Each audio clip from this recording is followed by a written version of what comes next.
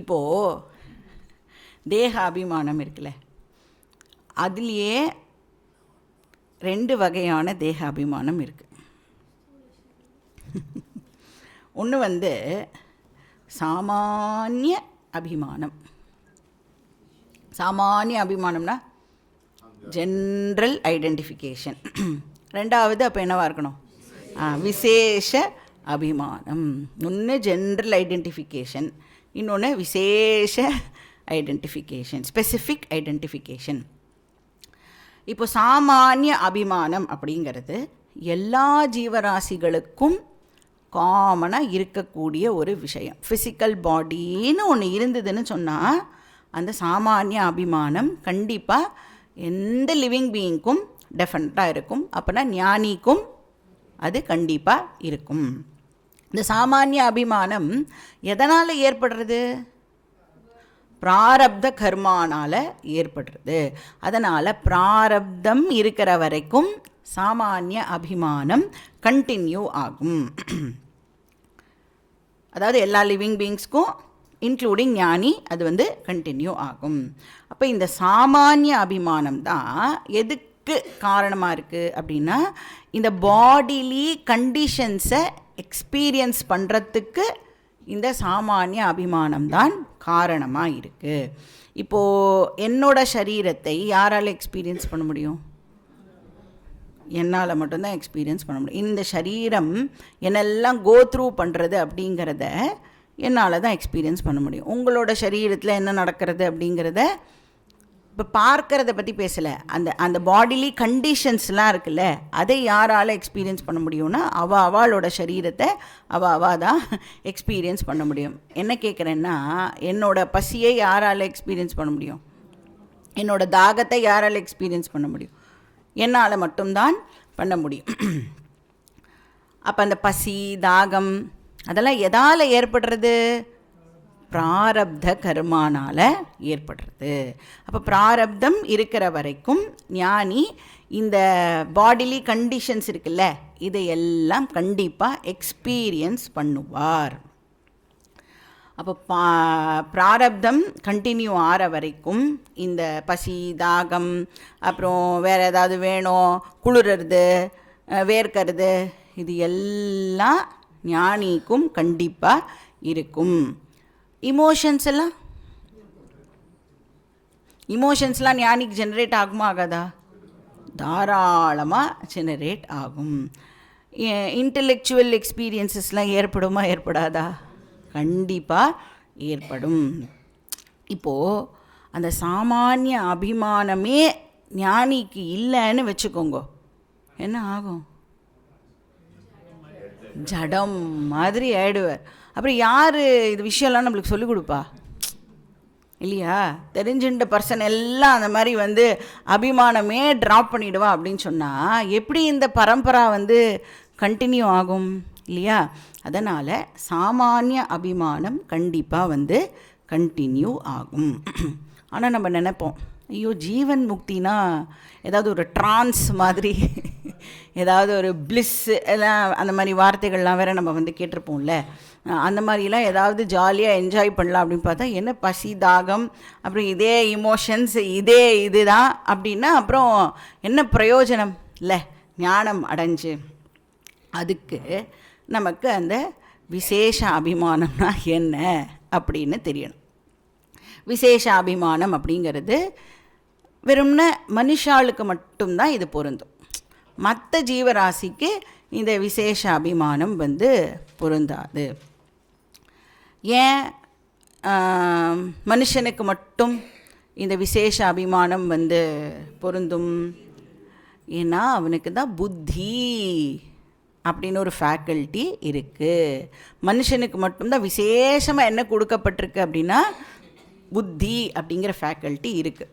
அப்போது மற்ற ஜீவராசிகளுக்கு சாமானிய அபிமானம் இருக்கும், ஆனால் மனுஷனுக்கு சாமானிய அபிமானம் ப்ளஸ் விசேஷ அபிமானம் இருக்கும். ஸோ இந்த அட்வான்ஸ்டு இன்டலெக்ட் ஒன்று வச்சுட்டுருக்கோமே, அதை வச்சு என்ன பண்ணுறோம் அப்படின்னா நமக்கு நிறைய எக்ஸ்பீரியன்ஸஸ் எல்லாம் ஏற்படுறது இல்லையா?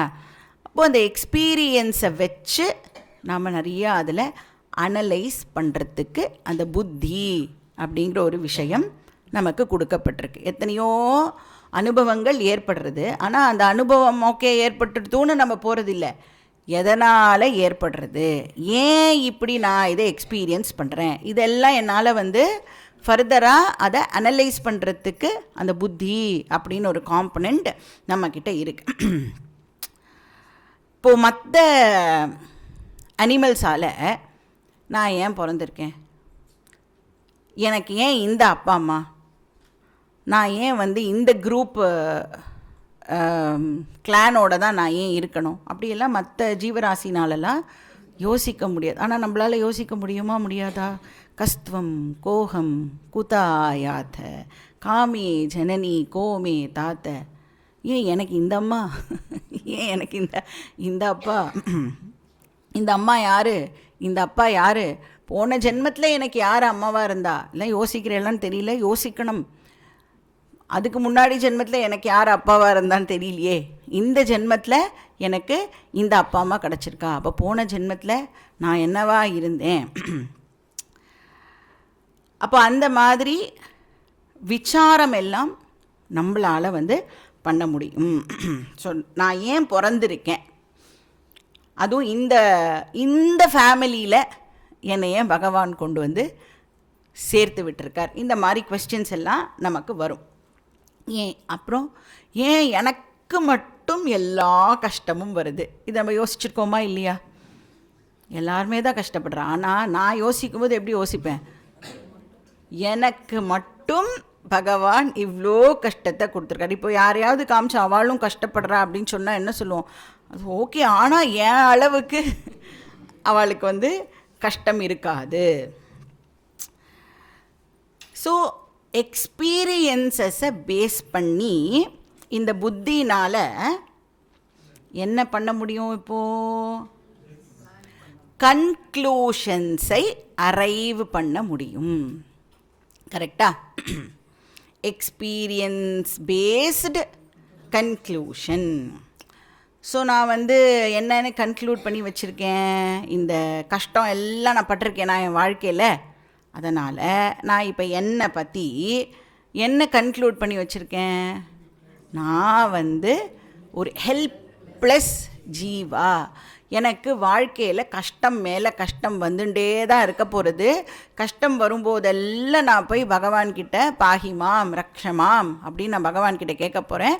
அவரும் அந்த நேரத்துக்கு என்னோடய கஷ்டத்தை நீக்கிடுவார். அப்புறம் நான் கொஞ்ச நாள் ஜாலியாக இருப்பேன்.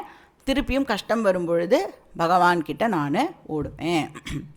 ஸோ பரிச்சின்னஹா, limited, subject to birth and death. இதுக்கு பேர் விசேஷ அபிமானஹா.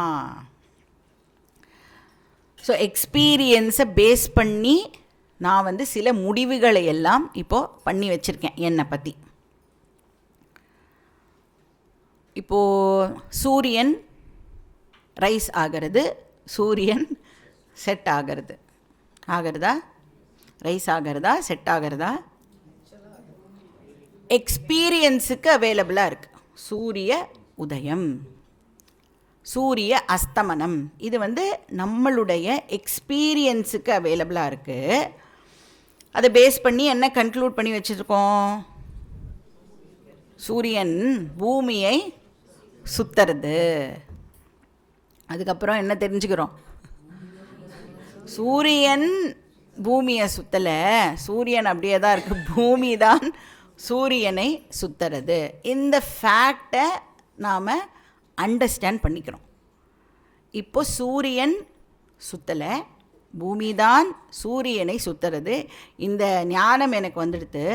இப்போது சன்ரைஸ் சன்செட் எக்ஸ்பீரியன்ஸ் என்னை விட்டு போயிடுமா? அந்த சன்ரைஸ் சன்செட் கண்டினியூ ஆகும். ஆனால் என்னோடய எக்ஸ்பீரியன்ஸை பேஸ் பண்ணி நான் ஒரு கன்க்ளூஷன் பண்ணி வச்சுருந்தேனே, அந்த கன்க்ளூஷனை நான் இப்போது சேஞ்ச் பண்ணிட்டேன். சூரியன் ரைஸ் ஆகலை, சூரியன் செட் ஆகலை, பூமி இந்த பக்கமாக போகும் பொழுது ரைஸ் ஆகிற மாதிரி தெரியறது, செட் ஆகிற மாதிரி தெரியறது அப்படிங்கிற கன்க்ளூஷனை இப்போ நான் வந்து சேஞ்ச் பண்ணி கரெக்டு கன்க்ளூஷனை நான் வந்து வச்சுட்டுருக்கேன். இப்போ ஞானியோ அஜ்ஞானியோ அவளுக்கு எக்ஸ்பீரியன்சஸ் கண்டினியூ ஆகும். ஆனால் எங்கே டிஃப்ரென்ஸ் ஏற்படுறது? அஜ்ஞானி பண்ணி வச்சிருக்கிற கன்க்ளூஷனுக்கும் ஞானி அறிவுனால் பண்ணி வச்சிருக்கிற கன்க்ளூஷனுக்கும் டெஃபினட்டாக வந்து டிஃபரன்ஸ் இருக்கும். அப்போ அந்த தேக அபிமானம் இருக்கே, அது வந்து அந்த சாமானிய அபிமானம் இருக்கே, அது வந்து எக்ஸ்பீரியன்ஷியல் தேக அபிமானம். எக்ஸ்பீரியன்ஸுக்கு கண்டிப்பாக அது அவைலபிளாக இருக்கும். ஆனால் அந்த விசேஷ அபிமானம் இருக்கே, அது என்னது? கன்க்ளூஷன் தேக அபிமானம். அப்போ அதில் ஞானிக்கும் அஜ்ஞானிக்கும் கண்டிப்பாக வந்து டிஃபரன்ஸ் இருக்கும். இப்போ வேதாந்தம் நமக்கு வந்து சாமானிய அபிமானத்தை சேஞ்ச் பண்ணாது. வேதாந்தத்தினால அதை சேஞ்ச் பண்ண முடியாது. ஆனால் வேதாந்தத்தினால எதை சேஞ்ச் பண்ண முடியும்? விசேஷ அபிமானத்தை சேஞ்ச் பண்ண முடியும்.